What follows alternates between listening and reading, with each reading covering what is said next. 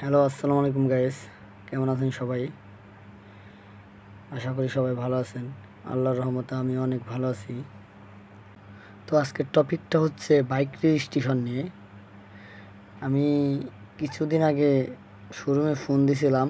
Phone দিয়ে বললাম যে আমি বাইক রেজিস্ট্রেশন করতে চাই, আমার কি কি ডকুমেন্ট লাগবে। তখন ওনারা ফোনে বলল আপনার এনআইডি কার্ডের ফটোকপি, 4 কপি ছবি, আর কারেন্ট বিলের কাগজ, আরও কী কী যেন বললো, আমার এতটা খেয়াল নাই কী কী যেন বললো।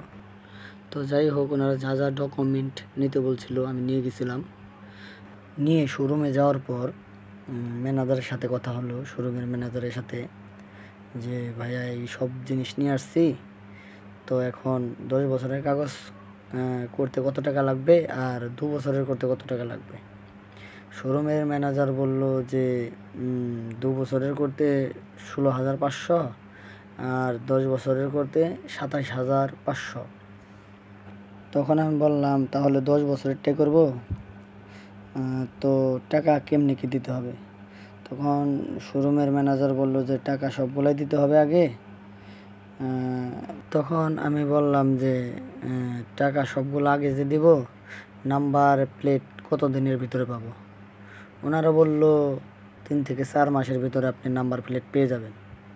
তখন আমি বললাম আচ্ছা ঠিক আছে, তাহলে টাকা নেন, ব্ল্যাঙ্ক টাইপের কাগজটা আমাকে দেন।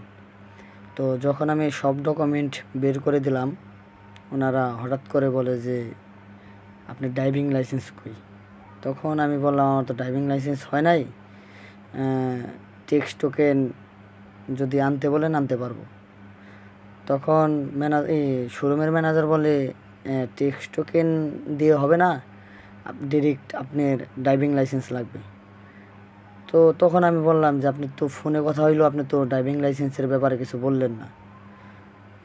তখন ম্যানেজার বলল ওই বিষয়টা আমার মাথায় ছিল না। তখন আমি বললাম যে এখন তো ড্রাইভিং লাইসেন্স আমার কাছে নাই, অন্য কোনোভাবে করার কোনো প্রসেস আছে নাকি।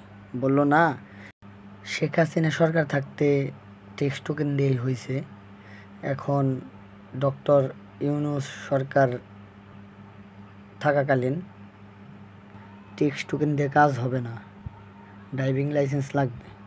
তো আপনি আগে ড্রাইভিং লাইসেন্স করে আসেন, তারপরে আমরা গাড়ি রেজিস্ট্রেশনের কাজ করে দেব। তখন আমি বললাম তো আমার তো লোক চেনা জানা নাই, আপনারা কি ড্রাইভিং লাইসেন্স করে দেন নাকি। তখন ওনারা বললো হ্যাঁ আমরা ড্রাইভিং লাইসেন্স করে দেই, আপনি যদি করাতে চান তাহলে করাতে পারবেন। তখন আমি বললাম তো ড্রাইভিং লাইসেন্স করাইতে কত টাকা লাগে। তখন শোরুমের ম্যানেজার আমাকে বলল 15,000 টাকা লাগবে।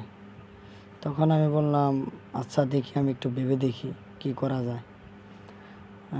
তখন আমি শোরুম থেকে বের হয়ে চলে আসলাম। আবার বাসায় কথা বলার পর আবার 1 সপ্তাহ পর আমি শোরুমে যাই। যাওয়ার পর ম্যানেজারের সাথে আবার কথা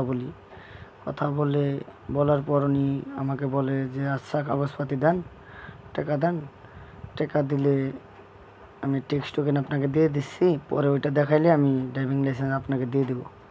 আমি বললাম আচ্ছা ঠিক আছে, টাকা নেন আর হচ্ছে ডকুমেন্টস নেন। তখন সব দেওয়ার পর যখন উনি টাকা গুনতে যায়, তখন আমাকে বলে ভাই আর 1,000 কই। আমি বললাম আপনি 15,000 চাইছিলেন, 15,000ই তো দিছি। তখন আমাকে বলে না 15,000 না 16,000 টাকা বলছিলাম।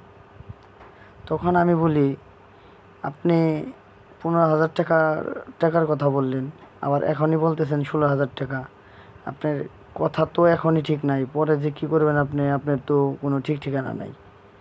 আপনি এখনই বলতেছেন, আমাকে কিছুদিন আগে বলে দিলেন 15,000 টাকা, আবার এখনই বলতেছেন যে 16,000 টাকা। তাহলে আপনার কাছে আমি কোন বিশ্বাসে আমি ড্রাইভিং লাইসেন্স করাইতে দেব। অতএব আমি আপনার কাছে ড্রাইভিং লাইসেন্স বানাবোই না, আপনার জবানের ঠিক নাই। যাই হোক, আপনারা যে যাই করেন, কখনো বাহিরের দালাল ধরে ড্রাইভিং লাইসেন্স কিংবা গাড়ির রেজিস্ট্রেশন করাতে যাবেন না। যদি ড্রাইভিং লাইসেন্স কিংবা গাড়ি রেজিস্ট্রেশন করাতেই চান, সোজা বিআরটিতে যাবেন। বিআরটিতে গেলে অনেক সুবিধাও পাবেন, টাকা অনেক কম লাগবে। আর বাহিরের দালাল ধরে করালে টাকা অনেক বেশি লাগবে। অতএব আমরা বিআরটিতেই যাই, বিআরটিতে যাই নিরাপদে গাড়ির রেজিস্ট্রেশন এবং ড্রাইভিং লাইসেন্স বানাই। নিজেও ভালো থাকি, অন্যকেও ভালো রাখি। সবাই ভালো থাকবেন। আল্লাহ হাফেজ। আসসালামু আলাইকুম।